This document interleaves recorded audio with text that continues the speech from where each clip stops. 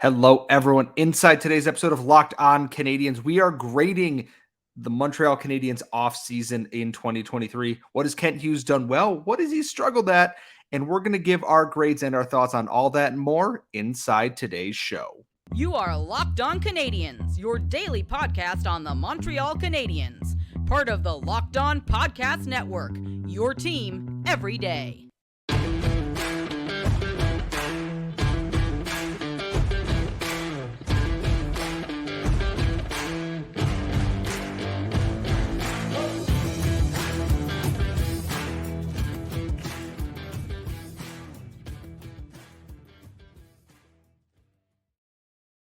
Hello, everyone, and welcome to episode 888 of Locked On Canadiens, your daily Montreal Canadiens podcast, part of the Locked On Podcast Network, where you get your team every single day of the week, or in our case, 3 days a week, because it is the NHL offseason in full swing now. But thank you so much for listening to us wherever you get your daily podcast, or if you're watching us on YouTube. Thank you so much for subscribing. Remember, if we hit 3,000 subscribers, I will eat the disgusting Burger King Thailand cheeseburger monstrosity thing. I think it is 20 slices of cheese on it. I'm lactose intolerant. This will be a great time for everybody except for me. And please remember, Laura is taking over the show next week while I'm out of town for some work-related business. Send all of your prospect-related questions. You're going to have everything you could possibly want answered by Laura and her special guest she has lined up for next week's show. It's not going to be Laura. It's going to be the special guest. Don't sell yourself short. You are still hosting the show, after all. At LO_Canadiens on Twitter, LockedOnCanadiens@gmail.com. And speaking of which, my wonderful co-host, the active stick, Laura Saba.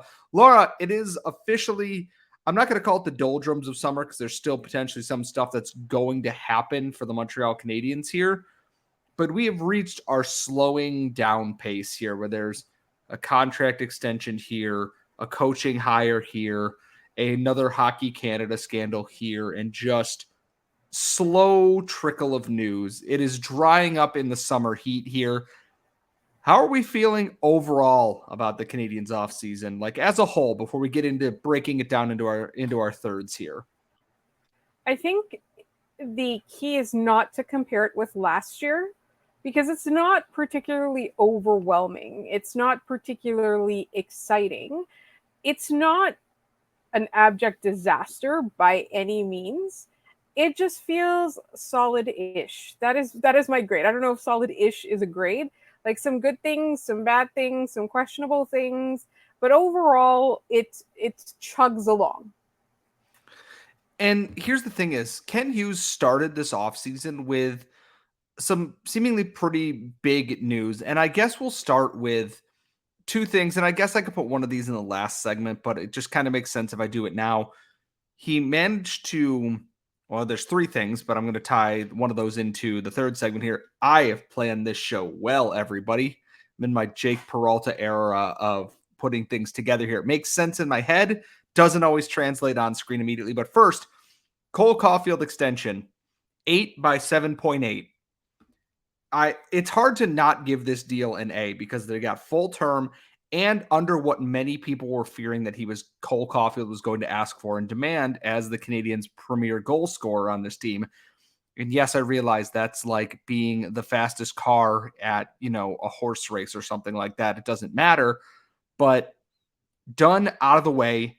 Probably the biggest victory of Kent Hughes' offseason so far is getting that deal done efficiently and under market value. That's an A+ in my book for that.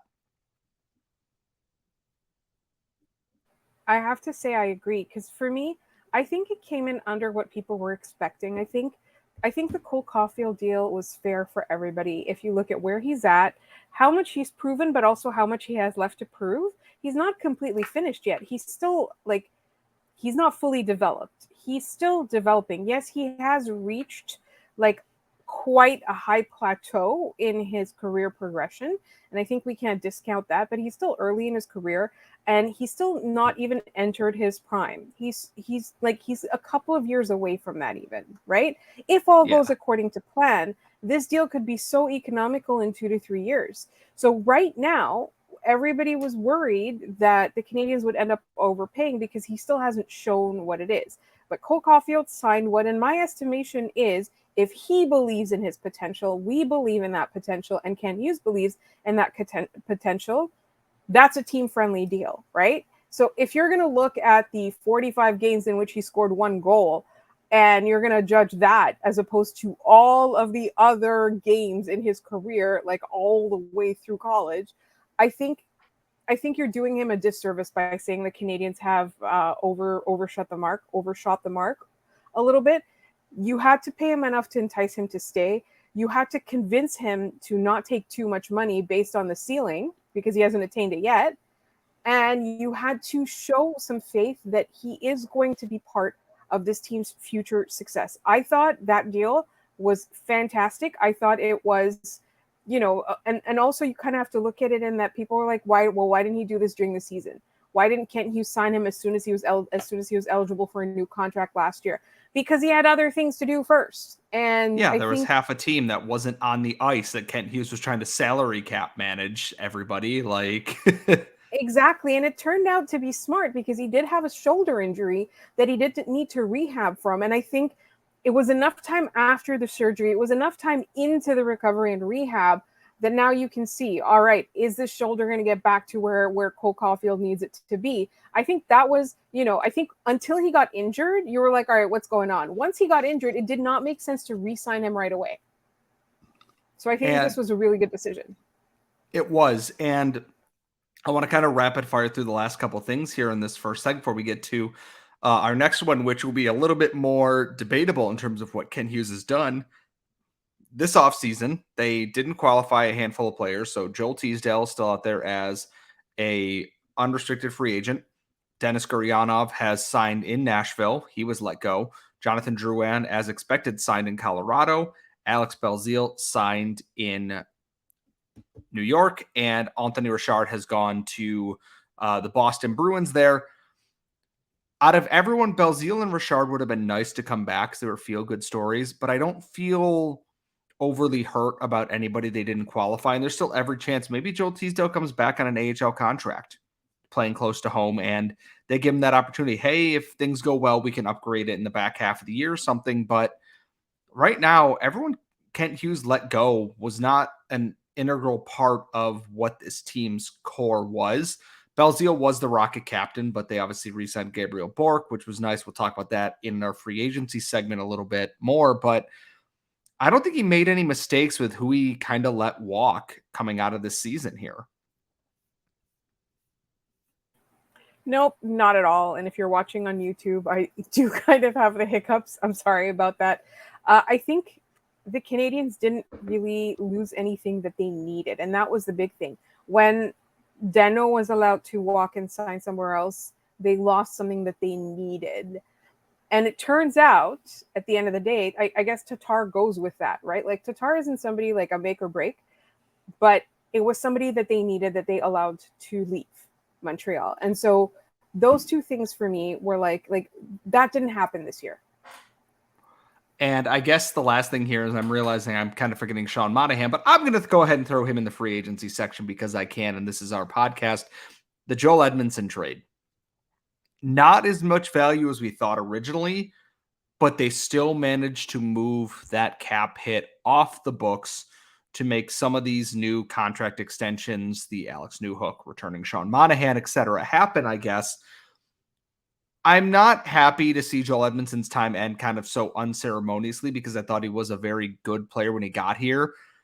But based on the timeline the Canadiens were in, this feels like a really solid. I mean, I'm going to say it's a B move right now just because the return isn't as high as it could have been, but that was out of Kent Hughes' hands. It just felt like a necessity to get that off the books with so many young guys coming in and playing this year for both the Rocket and the Habs.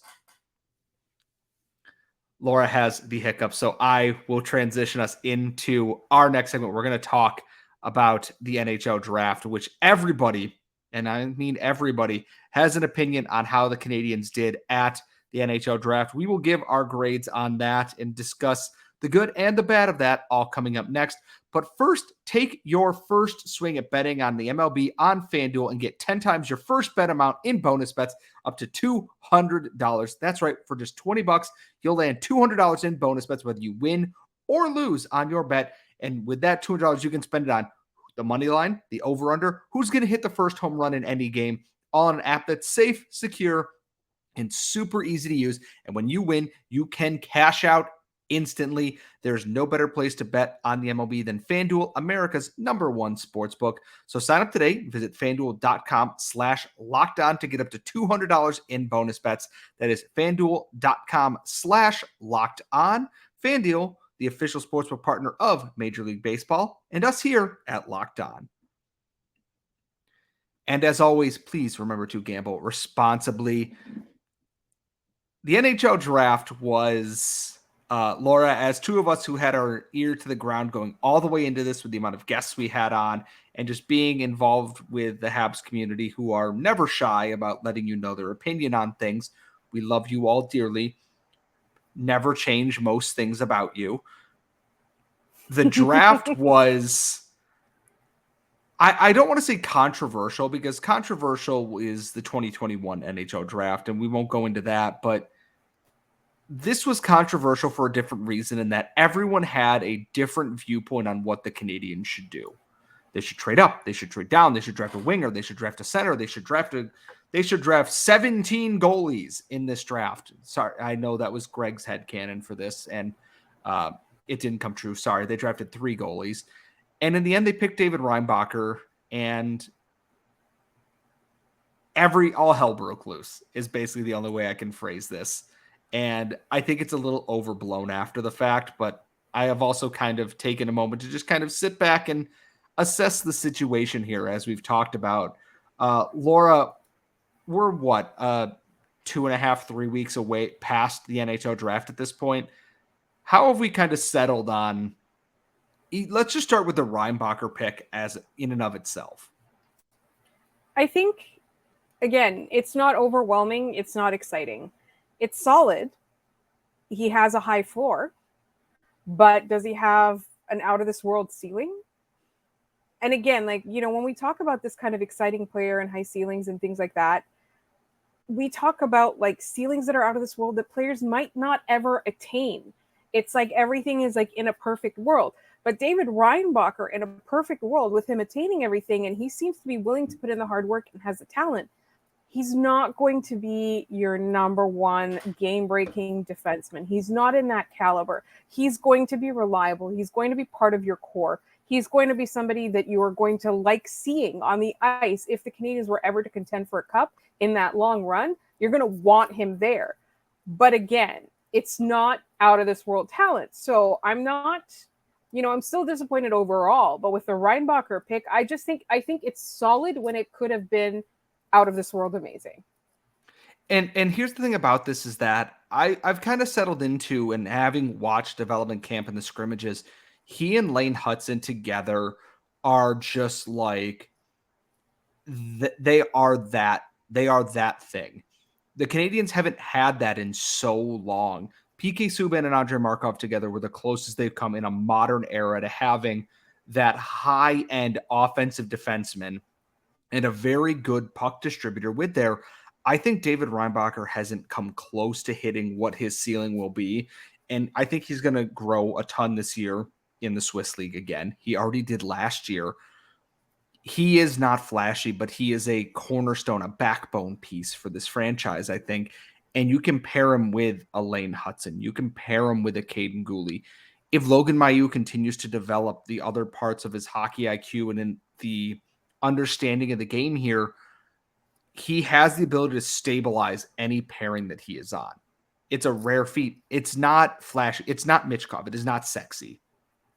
I referred to him on this podcast as off-white paint or beige paint. And it feels mean, but it is not, I think, a wrong characteristic. Habs fans were begging for neon green and pink and bright colors here. They want to get that other superstar in here because they have so many defensemen in the pool here. I get it. It's a solid, I'm calling it a B plus pick at this point. And I could very easily be wrong about that in a year, 2 years. He could go to the Swiss League and dominate this year and then join the Right. NHL and just be ready to go. I don't know, Right. but I think it's not as bad as it was made out to be originally. I don't mean to keep cutting you off. I'm sorry. No. I mean, for the most part, I am agreeing with you. I think for me, one of the things that we do have to kind of keep in mind is that drafting isn't always an exact science. And, we looked at Caden Gooley evolve his game. And this is so important. He made his own game evolve, right? So this could be a situation like that. Like, we could only hope. And again, you're not going to go wrong. Like, this guy's going to make the NHL. Yeah, and I think that the hardest part with this too is that they had the opportunity to potentially have more picks right at the end of round 1 and the start of round 2. They traded them for Alex Newhook, who is an unknown right now for the Montreal Canadiens, and we will get to him in the final segment. But then they went out in the rest of the draft. Jacob Fowler, great, A pick, love that pick. Go listen to our goalie episode with Greg Ballack of EP Ringside. Did a really, really good job breaking down why Habs fans should be excited about Jacob Fowler.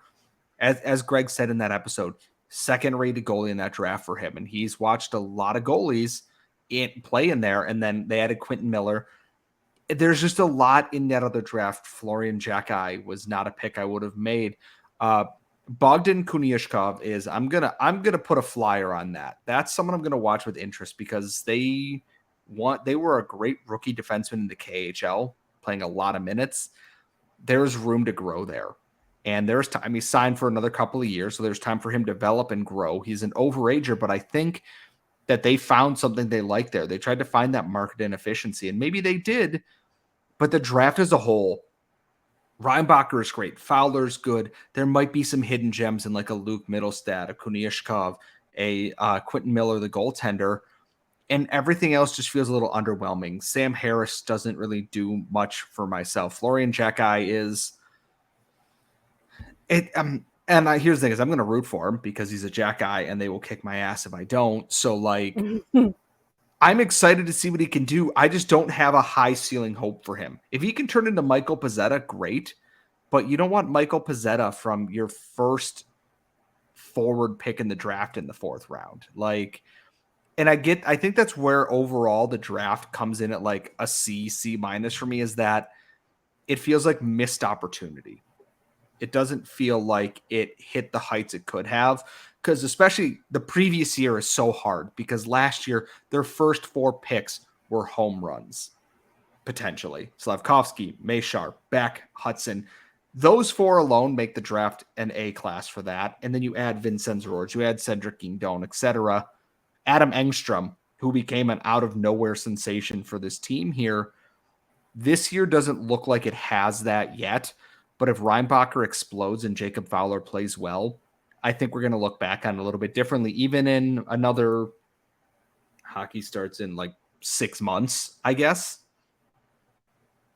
6 months. I mean, I don't know. That's the middle of like December. I just kind of picked a date because I don't know when the NCAA hockey season begins, to be quite honest with you. I'm curious what you would kind of rate this overall here. I want to say it's like October-ish. But I don't know. I don't want to rate it too highly or too low.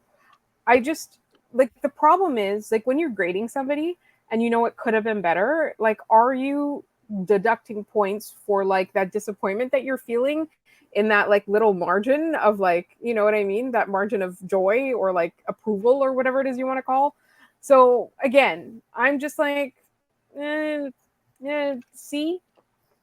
This whole draft feels like I'm not mad. I'm just disappointed. Like, we are the dads. We are the dads of this draft class. It's like, I think Reinbacher is going to be great. And I have become more and more excited about him by the day, which, by the way, speaking of prospects and Habs prospects and everything else, the Habs Eyes on the Prize top 25 under 25 voting is open right now. There are 54 prospects to rank. I have a whiteboard, 3 pages in a binder, and several hours of my life I will not get back done ranking prospects. Go submit your list. The article is up on the website. It was a lot of fun. There's a lot of very talented prospects in this pool that one so-so draft does not define this entire team here. There's still a very deep prospect pool and a lot to get excited about. So go check that out. Submit your votes. We'll be covering some of that on this show too, because I am one of the staff writers for those articles. However, we have one more final segment to grade in this offseason. That is free agency. It's been relatively quiet, but Kent Hughes has done a pretty good job restocking the cupboards across the board. We're going to get into all that and more coming up in our final segment. We are back here at Locked On Canadiens. Remember, you can follow us at LO_Canadiens on Twitter. Please tweet us all of your mailbag questions, prospect mailbag questions, because Laura and her special guests are going to be tackling that next week. You can send them to lockedoncanadiens@gmail.com. Put them in the YouTube comments. If it's going to be too long to put in a tweet, just put prospect mailbag question or something up there and just don't be rude. Free agency is where good GMs earn their money and bad GMs show their bare butt to everybody and set a pile of money on fire. Looking at you, Vancouver, for most of the last decade at this point, and even Montreal a little bit. Kent Hughes had a relatively quiet free agency. He didn't add anybody spectacular to this team. He signed Elias Anderson. They added Philippe Maillet on an AHL deal. They re-signed Nicolas Baudin. They re-signed Lucas Condata. They re-signed Michael Pezzetta. We talked about Cole Caulfield already. They brought back Sean Monahan on a 1-year cheap deal, 1.85 with $15,000 in bonuses. They've restocked everything and haven't really spent money on anything frivolous at this point. And then Alex Newhook, 4 years, $2.9 million. And his underlying metrics and scoring rates were better than Kirby Dach when he signed his deal after Hughes traded for him. Honestly, free agency is going to get a solid A- from me. They didn't spend money unnecessarily on things because they are not in a position to do so. They kept the NHL core together. And despite losing Anthony Richard, despite losing Alex Belzile, they've got the AHL team back in place with younger guys coming in to join that. Joshua Waugh, Riley Kidney are going to be there. Elias Anderson's going to be a big part of that team. Philippe Maillet is going to be a big part of that team. Brady Keeper is going to be the veteran defender replacing Corey Schoeneman on that team. Kent Hughes has always done a really good job with negotiating through contracts and getting things done here. For a team that is still up against the cap, they have Carey Price's LTIR they can use still. Without moving out the Armias, the Hoffman, and Anderson, a Gallagher, or anything like that, I think that Kent Hughes did a really good job building the base for this team to go off of. Last year, yeah, they were bad. But we saw what a lot of these younger guys can do. And he brought back a strong RFA class for this team here. They're going to get ready to use that strong base now to get to the next level. I'm a big fan of what they've done in free agency, even if it is just little tiny moves all the way around. I think the big key here, and this is what I'm going to base my grade on, is a B+, A-ish, is that they didn't do anything stupid. I think that's the biggest thing. It's literally, that's what it comes down to. You are a rebuilding team. You have a young core that you need to give experience to. You didn't spend, $575 for 4 years for somebody who, and again, I swear to you, I'm not thinking of a specific person in this. I really am not. But you don't need anybody. You don't need anyone new. What do the Canadiens need? The Canadiens need to give opportunities to their young guys. They already have a logjam at forward as it is. They've got a logjam at defense as it is. They got to get rid of some of these players. They have to have these players come off the cap. I guess logjam at defense, once they traded Joel Edmundson away, is a little bit alleviated. But the big key for me is literally, I am just relieved that they did not do anything stupid. They did not commit. Today, I saw an article on Sportsnet about the 10 best free agents, and it's 3 guys that are probably retiring, and 2 guys that it's they may or may not play in the NHL or Switzerland. Literally, there is an article about today, July 17th is when we're recording this. If you look at Sportsnet, there's the top 10 free agent, and it's Jonathan Taves, who's probably retiring. What's left of Patrice Bergeron? What's left? Yeah, it's and then Like it's nobody knows what's going on with Vladimir Tarasenko. That's a huge big up in the air mystery. And then it was like I can't even, like, Patrick Kane is there, but even Patrick Kane is like falling apart. Like that's Yeah, not like, he's it's out not for like, another 6 months because he had to get his hip exactly. resurfaced. Like Like, it, is he even going to get a contract, or is he just going to retire? Like, you know what I mean? Like, it's all these guys that are just probably going to retire, and then like some guys. and that's the thing is, like, the Canadians didn't have a lot of big names going into unrestricted free agency, and they got their key RFAs locked up. Caulfield and Newhook were locked up to term, and they got a bunch of the role players locked up to 1 year, 2 year deals to help fill in this team. And the thing is, when a bunch of these contracts expire, and maybe some of these younger guys fill in the lineup here, Machar, Owen Beck stepping into potentially an NHL role, is Joshua Waugh going to be NHL ready before long? Is Lane Hudson going to be up there? Is David Reinbacher going to step right into an NHL role? They have a path forward for all these guys here, and the cap is going up. And I didn't mention this in the first segment with the whole Caulfield contract. The cap's supposed to explode exponentially into next season here.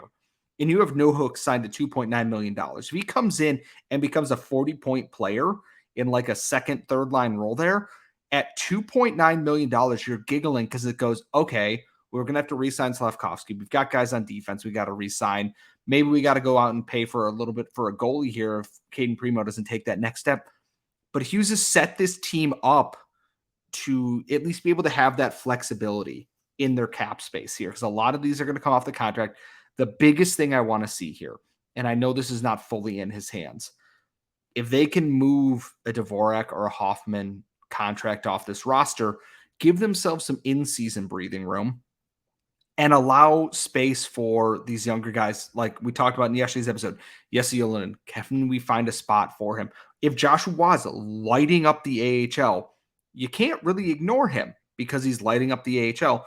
Give him that, cup of coffee that he's earned or more if he's continued to earn that. I'm expecting not much from the Canadiens going forward here. So they're going to keep signing some players for the Rocket and the Lions. They added Christopher Messer-Ortiz today. I know David St. Louis loves him. They've added a couple of other bodies here. Former Toronto Marley Andrew Nielsen. The Rocket continue to add their bodies. Gabriel Bourque is back as the team captain. Like I said, Jesse Ylönen is the only contract left waiting on the Canadiens here. Remarkably efficient offseason. The draft was uneven, but sandwiching it between two good periods of work for Kent Hughes, I think gives us like a B plus offseason so far for the Canadiens. It was never going to be flashy, though.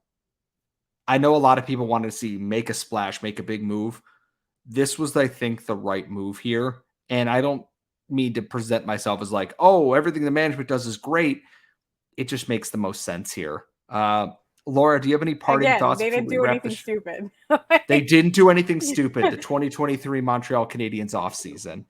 Right? Like, because this is the thing. It's like, just look at it. You're talking about, like, like what you want your management to do. Like, just imagine, like, all of the fans of or the fan bases of teams where the GM does stupid things. Like, just think about it, like night in and night out, or like you know what I mean? And I'm not thinking of one in particular, but I can, like, off the top of my head, I could probably name about 5 of those teams where the fans, when they see news from the team, they're like, oh no, what did he do now? And at least in Montreal, we don't have that. Not anymore. I mean, it's not like we traded Alex DeBrincat for, nothing. But anyways. No. It was some guys. Some guys. Some dudes. Some guys that nobody's heard of.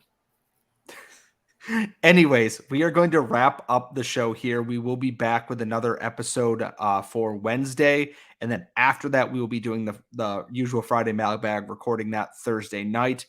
As always, you can follow us on Twitter at @LO_Canadians. You can follow Laura at The Active Stick. You can follow myself at Scott Matla. Thank you so much for listening. We will see you all next time.